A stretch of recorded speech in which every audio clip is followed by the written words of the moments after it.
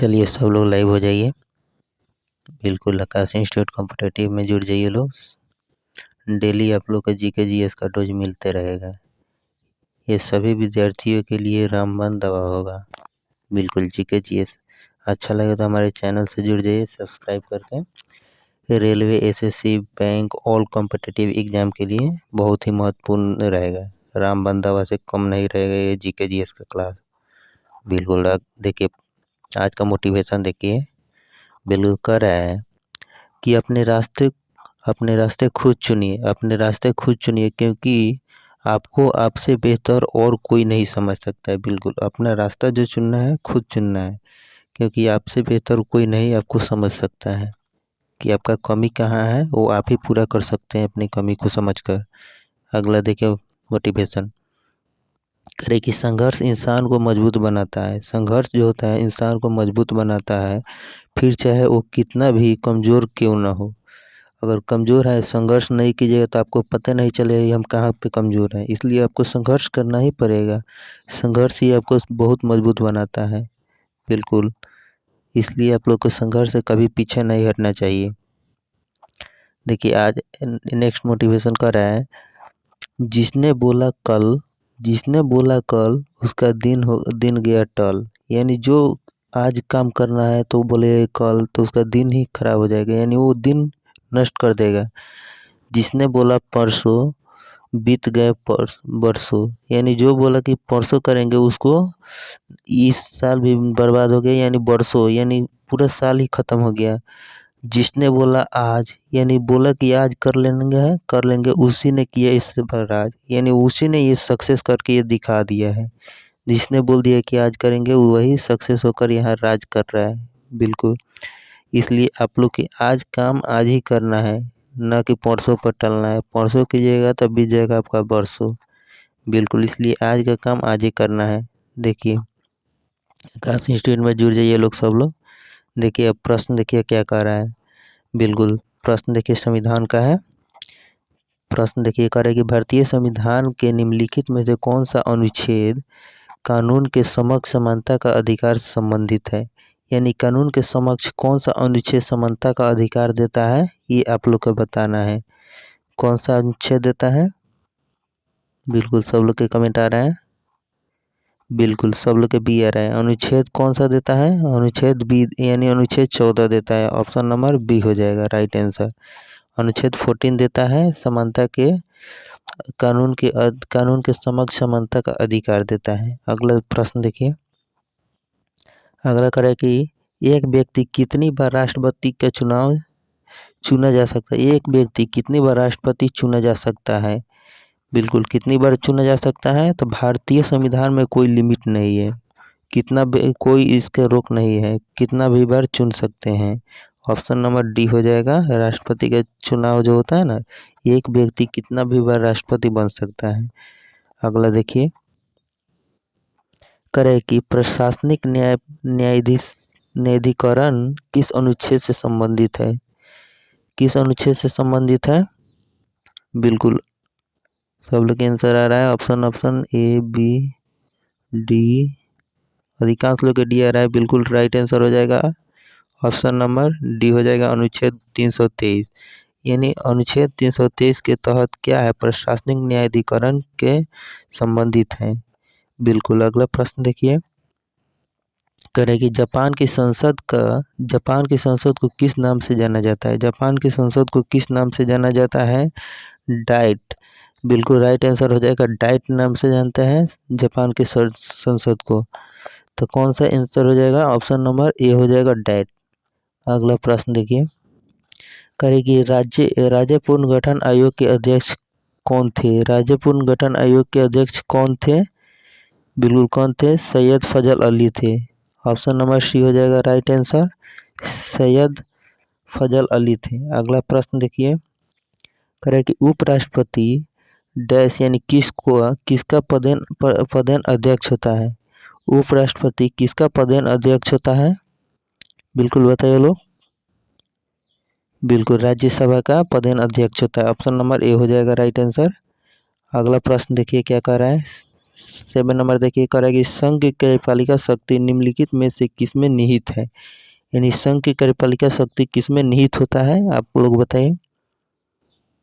बिल्कुल, संघ की कार्यपालिका शक्ति अध्यक्ष में निहित होता है। ऑप्शन नंबर डी हो जाएगा राइट आंसर।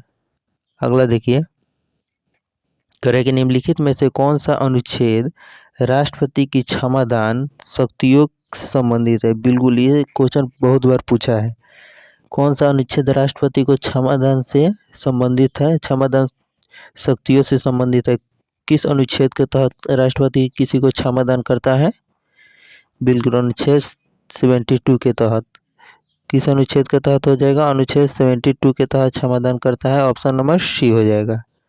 अगला प्रश्न देखिए, क्या कह रहा है कि अल्पसंख्यकों के हितों की सुरक्षा किस अनुच्छेद में विचार किया गया है। अल्पसंख्यक यानी जो जात जिसका जाति होता है ना, जिस धर्म का संख्या कम होता है उसे अल्पसंख्यक बोलते हैं। किस अनुच्छेद के तहत उसके हितों पर सुरक्षा है, हितों की सुरक्षा है, बताए तो।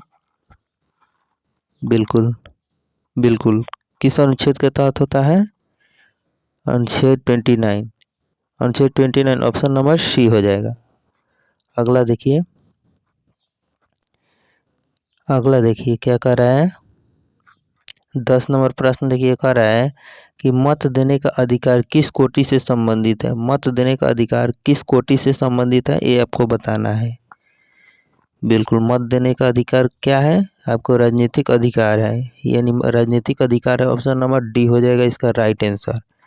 अगला प्रश्न देखिए, 11 नंबर प्रश्न देखिए, कह रहा है कि प्रेस की स्वतंत्रता भारतीय संविधान के किस अनुच्छेद में मिलती है। प्रेस की स्वतंत्रता यानी मीडिया किस अनुच्छेद से संबंधित है।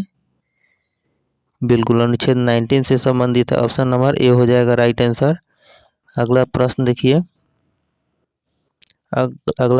कह रहा है कि अशोक मेहता समिति ने पंचायती राज के लिए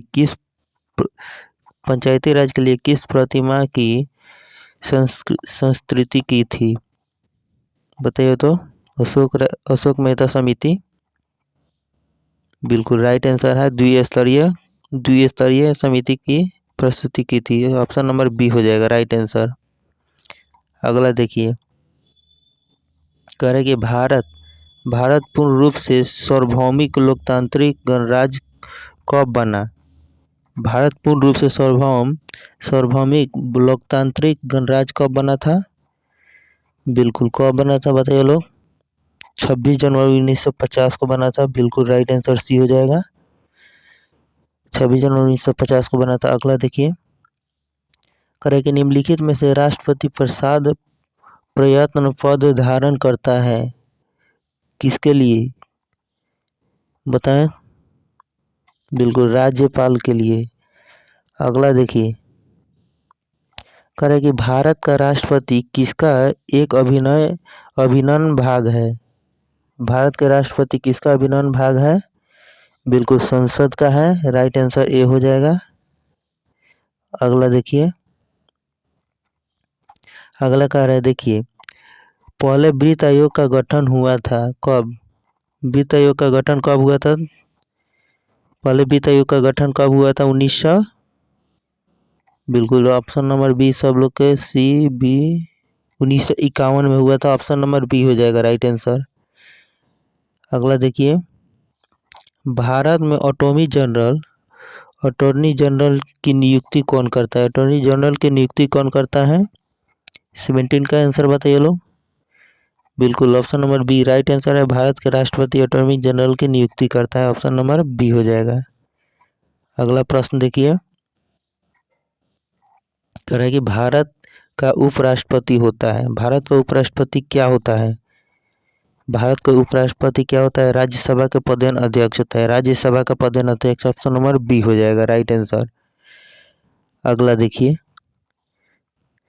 अगला करेगी, राष्ट्रपति ने अब तक कितनी बार आपातकाल की घोषणा की है। अब तक जो लागू हुआ है कितनी बार आपातकाल की घोषणा हुई है, ये आपको बताना है। 19 के क्या हो जाएगा, अब तक राष्ट्रपति ने 3 बार आपातकाल घोषणा की है। ऑप्शन नंबर सी हो जाएगा। अगला देखिए, करेगी राष्ट्रपति अपना त्याग पत्र किसे प्रस्तुत करता है? राष्ट्रपति जो त्याग पत्र देता है किसको देता है वो आपको बताना है। बिल्कुल, राष्ट्रपति किसको देता है? बिल्कुल, उपराष्ट्रपति को देता है और उपराष्ट्रपति राष्ट्रपति को देता है अपना त्याग पत्र। तो ऑप्शन नंबर सी हो जाएगा राइट आंसर। अगला देखिए, करेगी भारत के राष्ट्रपति पद के लिए निर्धारित अधिकतम आयु सीमा क्या होता है? राष्ट्रपति के लिए अधिकतम आयु सीमा, न्यूनतम बोलेगा तो 35 वर्ष हो जाएगा, अधिकतम कितना होना चाहिए ये बताना है। बिल्कुल 21 के क्या हो जाएगा? बिल्कुल, राष्ट्रपति बनने के लिए अधिकतम पद की कोई सीमा नहीं होता है, तो ऑप्शन नंबर डी हो जाएगा राइट आंसर। डी हो जाएगा, कोई सीमा नहीं होता है, कितना भी बार बन सकता है, अधिकतम इसमें कोई नहीं लागू कर सकता है। अगला प्रश्न देखिए 22 नंबर क्या कर रहा है? कह रहा है कह रहा है कि संसद के दोनों सदनों का संयुक्त सत्र कौन बुलाता है? संसद के दोनों सदनों का संयुक्त सत्र कौन बुलाता है? बिल्कुल, कौन बुलाता है? तो राष्ट्रपति बुलाता है, राइट आंसर ए हो जाएगा, राष्ट्रपति बुलाता है। अगला प्रश्न देखिए, अगला प्रश्न देखिए कह रहा है कि भारत का नियंत्रण एवं महालेखन परीक्षण आमतौर पर किसके प्रतियों का व्यय और लेखा जोखा नहीं कर सकता है?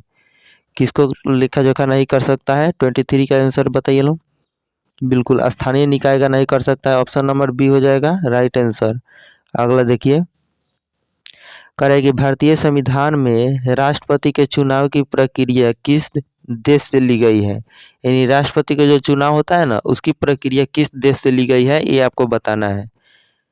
बिल्कुल, राष्ट्रपति की चुनाव की प्रक्रिया आयरलैंड से ली गई है, ऑप्शन नंबर सी हो जाएगा राइट आंसर। 24 का ऑप्शन नंबर सी हो जाएगा। अगला प्रश्न देखिए, कह रहा है कि जिस समिति की अनुशंसा पर देश के पंचायती राज लागू किया गया है उसके प्रमुख थे, यानी उसके प्रमुख कौन थे? जो पंचायती राज व्यवस्था कानून लागू किया गया था उसके प्रमुख प्रमुख कौन थे ये बताना है। 25 के क्या हो जाएगा? बिल्कुल, बलवंत राय मेहता समिति था, ऑप्शन नंबर बी हो जाएगा। बलवंत राय मेहता समिति के सिफारिश पर पंचायती राज लागू किया गया था। अगला प्रश्न देखिए, सब रेलवे, एसएससी, बैंक, पीओ सबके लिए महत्वपूर्ण है, ऑल कॉम्पिटिटिव एग्जाम के लिए महत्वपूर्ण है, एक प्रश्न इससे आएगा। देखिए अगला प्रश्न देखिए, कह रहा है कि यदि पंचायत भंग होती है तो किस अवधि के अंतर्गत निर्वाचित होंगे, यानी कितने माह तक ले उसमें उसका निर्वाचन किया जाना चाहिए पंचायती भंग हो जाए तो? बिल्कुल 26 से क्या हो जाएगा? बिल्कुल 6 माह तक ले कर लेना चाहिए, ऑप्शन नंबर सी हो जाएगा। अगला प्रश्न देखिए 27, कह रहे कि मेयर का कार्यकाल कितने वर्ष का होता है? यानी मेयर का कार्यकाल जो होता है ना कितने वर्ष का होता है? बिल्कुल, मेयर का कार्यकाल कितने वर्ष का होता है? ऑप्शन नंबर डी हो जाएगा राइट आंसर, 5 वर्ष का होता है, 5 वर्ष का होता है, ऑप्शन नंबर डी हो जाएगा। अगला देखिए 28 नंबर प्रश्न क्या कह रहा है? कह रहे कि राष्ट्रपति का अध्यादेश कितनी अवधि के लिए लागू रहता है? राष्ट्रपति का अध्यादेश राष्ट्रपति अध्यादेश जो जारी करता है ना कितने वर्ष तक लागू रहता है ये आपको बताना है। 28 का क्या हो जाएगा? बिल्कुल, ये भी 6 माह तक लागू रहता है, बिल्कुल ऑप्शन नंबर बी हो जाएगा। अगला प्रश्न देखिए, करें कि प्रारंभ में कितने मौलिक अधिकार दिए गए थे? प्रारंभ में कितने मौलिक अधिकार दिए गए थे? तो आप लोग कमेंट कीजिए, क्लास को शेयर कीजिए लोग। बिल्कुल, प्रारंभ में कितने मौलिक अधिकार दिए गए थे? 29 के बताएं। बिल्कुल, प्रारंभ में 7 मौलिक अधिकार दिए गए थे, ऑप्शन नंबर बी हो जाएगा। अगला देखिए, करें कि निम्नलिखित में से कौन सा निजी स्वतंत्रता का एक आधार है? कौन सा निजी स्वतंत्रता का अधिकार है, यानी कौन सा आधार है ये पूछा है। बिल्कुल 30 का क्या हो जाएगा? बिल्कुल, बंदी प्रत्यक्षकरण, ऑप्शन नंबर बी हो जाएगा राइट आंसर। अगला देखिए, कह रहे कि उच्चतम न्यायालय द्वारा कितने प्रकार के रीट जारी कर सकती है? उच्चतम न्यायालय कितने प्रकार के रीट जारी कर सकता है ये आपको बताना है। बिल्कुल, सब लोग का आंसर आने लगा, बिल्कुल सही है, 5 प्रकार के रीट जारी कर सकता है, ऑप्शन नंबर सी हो जाएगा राइट आंसर। 31 का ऑप्शन नंबर सी हो जाएगा। उच्चतम न्यायालय 5 प्रकार के रिट जारी करता है। बिल्कुल। अगला प्रश्न देखिए 32 नंबर प्रश्न क्या कह रहा है, कह रहा है कि भारतीय संविधान के अनुसार जीवन का अधिकार एक क्या है, यानी जो व्यक्ति अपना जीवन जी रहा है वो कौन सा अधिकार के अंतर्गत आता है। जीवन का अधिकार किसके अधिकार के अंतर्गत आता है 32 का बताएं। बिल्कुल बिल्कुल बिल्कुल मौलिक अधिकार है। जीवन जीने का अधिकार क्या है, मौलिक अधिकार है। ऑप्शन नंबर सी हो जाएगा राइट आंसर। अगला प्रश्न देखिए कह रहा है कि मूल अधिकार भारतीय संविधान के किस भाग में स्थापित है। मूल अधिकार जो है भारतीय संविधान के किस भाग में स्थापित है। बिल्कुल किस भाग में स्थापित है 33 का बताएं। बिल्कुल भाग 3 के अंतर्गत मूल अधिकार संविधान के भाग 3 के अंतर्गत स्थापित है। ऑप्शन नंबर डी हो जाएगा राइट आंसर। अगला प्रश्न देखिए कह रहा है कि भारतीय संविधान में कितने मौलिक कर्तव्य शामिल है। मौलिक अधिकार था, ये मौलिक कर्तव्य है। मौलिक कर्तव्य कितना शामिल है ये बताना है आपको। बिल्कुल 11 मौलिक कर्तव्य शामिल है। अभी तक मौलिक कर्तव्य कितना है, 11 है। ऑप्शन नंबर सी हो जाएगा। अगला प्रश्न देखिए 35 देखिए 35 नंबर क्या कह रहा है, कह रहा है कि मौलिक अधिकार निलंबित किए जा सकते हैं। मौलिक अधिकार किसके द्वारा निलंबित किए जा सकते हैं ये आपको बताना है। बिल्कुल मौलिक अधिकार भारत के राष्ट्रपति द्वारा निलंबित कर सकते हैं। ऑप्शन नंबर बी हो जाएगा राइट आंसर। बिल्कुल ऑप्शन नंबर बी हो गया। अगला देखिए 36 नंबर क्या कह रहा है। अच्छा लग रहा है तो क्लास को शेयर करें और लाइक भी कर दें। देखिए नागरिकों और विदेशियों दोनों प्राप्त है। नागरिक और विदेशियों को दोनों प्राप्त है, यानी भारत के नागरिक और विदेशी के नागरिक कौन सा ऐसा अधिकार है जो दोनों को प्राप्त है, वो आपको बताना है। कौन सा अधिकार जो है दोनों को प्राप्त है। बिल्कुल विधिक अधिकार। विधिक अधिकार जो होता है ना, नागरिक और विदेशी दोनों को प्राप्त होता है। विदेशी नागरिक और भारतीय नागरिक दोनों का प्राप्त होता है विधिक अधिकार। कौन सा ऑप्शन हो जाएगा, ऑप्शन नंबर डी हो जाएगा राइट आंसर। बिल्कुल। अगला देखिए 37 नंबर कह रहा है कि 1983 में केंद्र सरकार द्वारा संघ राज्य संबंधों पर निम्नलिखित में से किस आयोग की नियुक्ति की गई थी। 1983 में केंद्र सरकार द्वारा और संघ राज्य क्षेत्र द्वारा संबंधों द्वारा कौन सी आयोग की गठन किया गया था, बताए तो कौन सा आयोग की गठन की गई थी। बिल्कुल सरकारीय आयोग का गठन किया गया था। कौन सा ऑप्शन है, ऑप्शन नंबर ए बिल्कुल राइट आंसर हो जाएगा। 1983 में सरकारीय आयोग का गठन किया गया था। बिल्कुल केंद्र सरकार द्वारा और संघ राज्य संबंधों पर निम्नलिखित में से कौन सा नियुक्ति किया गया था, सरकारीय आयोग किया गया था। अगला देखिए 38 नंबर प्रश्न देखिए क्या कह रहा है। कह रहा है कि निम्नलिखित में से कौन सा राज्य सरकार द्वारा लगाया और वसूला जाता है। कौन सा कर यानी लगाया जाता है राज्य सरकार द्वारा और वसूला भी जाता है। 38 का बताइए लोग क्या हो जाएगा। बिल्कुल संपदा शुल्क, बिक्री कर, भू राजस्व, ये क्या करता है राज्य सरकार लगाता है और वसूलता भी है। तो कौन सा हो जाएगा, ऑप्शन नंबर डी हो जाएगा राइट आंसर। ये तीनों लगाता है और वसूलता भी है। अगला देखिए कह रहा है कि कौन सा अनुच्छेद केंद्र सरकार द्वारा राज्यों को सहायता अनुदान संबंधित है। कौन सा अनुच्छेद केंद्र सरकार द्वारा और राज्यों को सहायता अनुदान से संबंधित है। कौन सा अनुच्छेद हो जाएगा। बिल्कुल सब लोग के बी आ रहा है, सब लोग के बी सी। बिल्कुल देखिए कौन सा अनुच्छेद हो जाएगा, ऑप्शन नंबर सी हो जाएगा right answer. 275 option number C हो जाएगा। 275 के तहत राज्य सरकार द्वारा केंद्र सरकार द्वारा राज्यों को सहायता अनुदान संबंधित है। 275 अनुच्छेद 275 आर्टिकल 275। अगला देखिए 40 नंबर देखिए क्या करें। निम्नलिखित में से कौन सा अनुच्छेद राष्ट्रपति को चुनाव से संबंधित है। राष्ट्रपति के चुनाव से संबंधित किस अनुच्छेद के तहत किया जाता है। राष्ट्रपति चुनाव किस अनुच्छेद के तहत किया जाता है? अनुच्छेद 66। बिल्कुल राइट आंसर सी हो जाएगा। बिल्कुल ऑप्शन नंबर सी हो गया। आज का आखिरी प्रश्न था। बिल्कुल बिल्कुल ऑल कॉम्पिटिटिव एग्जाम के लिए महत्वपूर्ण है। बिल्कुल अच्छा लगे तो चैनल से जुड़ जाएं और शेयर कर दें और सब्सक्राइब भी कर दें। बिल्कुल सब्सक्राइब भी करें और चैनल को लाइक कर दें और अपने दोस्तों के ग्रुप में भी शेयर करें। और अच्छा लगे तो डेली हमारे क्लास से जुड़ने के लिए बेल आइकन को ज़रूर दबाएं। धन्यवाद।